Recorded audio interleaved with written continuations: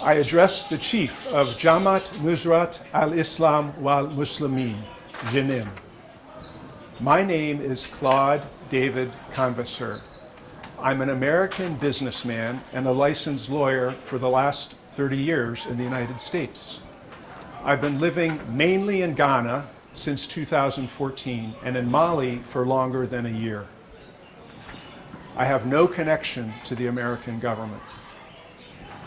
If you will forgive me, I'm a practicing Hindu. This means that I pray to the same single God as you for 1 or 2 hours every morning upon waking, instead of more briefly 5 times a day. In 2020, you published as condition for peace, ending Mali's collaboration with France. The transitional government of President Colonel Assimi Goïta, led by Prime Minister Choguel Maïga, without hesitation and with great courage, welcomed the departure of French military forces in July 2022. They then went further, banishing all NGOs reliant on French funding, 236 in all. In November 2022, French President Emmanuel Macron marked a historic change in France's relations with its former colonies. He recognized the failure of Barkhane in the face of your resistance. You and your men, with an assist by the transitional government of Assimi Goïta, won. Please accept my congratulations.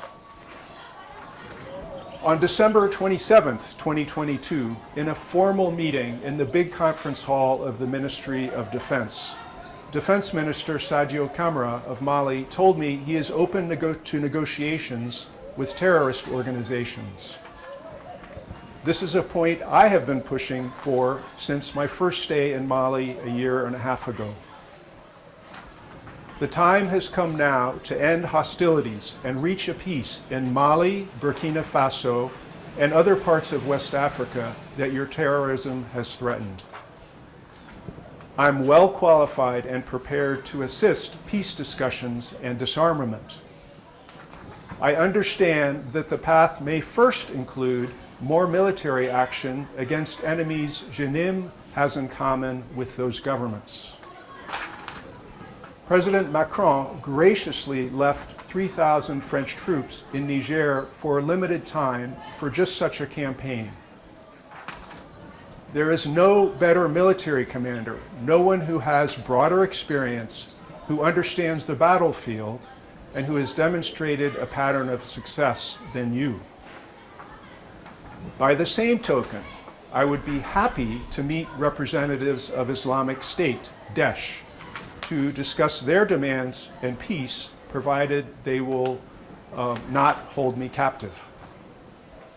I deplore your targeting of civilians, but I recognize that you also exemplify the desire of African people for freedom and autonomy from the machinations of foreign domination. European colonial powers purposefully designed the boundaries separating African countries 135 years ago to divide the African people from each other. As you have amply shown, these boundaries are intrinsically weak. They are indefensible, except perhaps for Algeria, as a result of the bloodiest war for independence from France. I have been a part of the struggle for African liberation since serving as a leader of the anti-apartheid movement during my days at university. I was the first person from Harvard arrested in the protest against the white South African racist regime of 1985. I am from and practiced law in the Washington, D.C. area. I understand how the American government thinks and acts. The American Secretary of State, Antony Blinken, was a classmate of mine.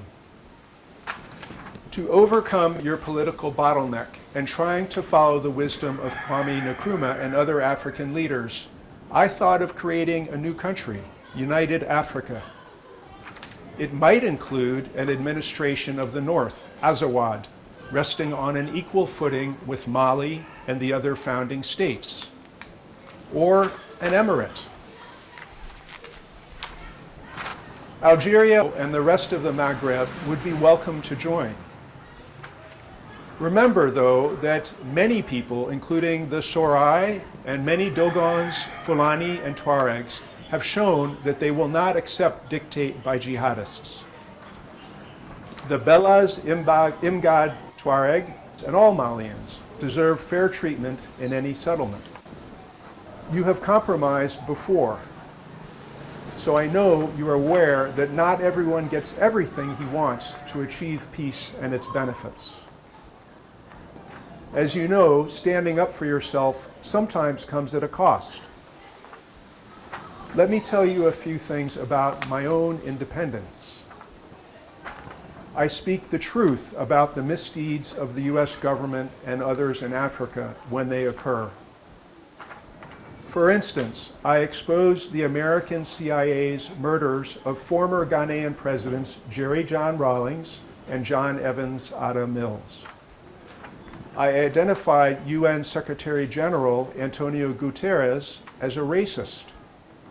I demanded his resignation or dismissal for his repeated call to pit more African troops against your forces. Like Nelson Mandela and Mahatma Gandhi, I fought tirelessly for underdogs as a criminal defense and plaintiff civil rights lawyer. Today, I keep the secrets of more than 1,000 former clients. The CIA erased from the internet nearly all trace of the good deeds God permitted me to perform as a lawyer. On instruction from the CIA and the American embassies, the Ghanaian authorities arrested me 7 times and the Malians 3 times, even though I never violated any law. I have spent 32 nights in the central prison of Mali in Bamako and the prisons of the Malian army simply for trying to visit and meet you. Despite all this, if your leadership agrees to a ceasefire and durable peace with the governments, military forces, and the people of the region, I can explain to you how the United States government is warming to this initiative and may lend its support. You and your men had nothing to do with the Al-Qaeda attacks on America of September 11th, 2001, although you have held an American citizen for 7 years among many Malian and foreign hostages. I have formally asked the American and French governments to consider a full amnesty and immunity from prosecution for you, other terrorist leaders who implement peace, and your men.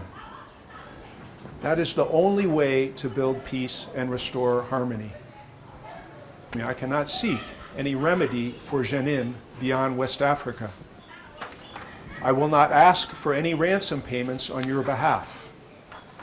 I stayed on because of my great admiration for the Malian and African people. I believe that the traditional African culture of respect for others is more suited for the future world than the liberal Western culture prizing the rights of the individual above all else. Step back and consider the current state of our environment. According to the United Nations, greenhouse gas emissions from fossil fuel consumption in industrialized and petroleum-producing countries will inflict more damage on Africa than on any other continent. The Niger River Delta will dry up unless we follow my company's business plan of supporting smallholder farmers to plant 10 billion trees in 10 years, thus improving humidity and rainfall. Together, we can avert global warming disaster here, inshallah, but only if there is peace. Kidal has abundant water that comes from the earth. You will be able to survive there longer than the rest of the people in West Africa. Allah is watching us. Will you behave selfishly or magnanimously? Defense Minister Colonel Sadio Camara stated the Malian government's good faith willingness for dialogue. A next step would be for us to meet and have conversation. Thank you for your consideration.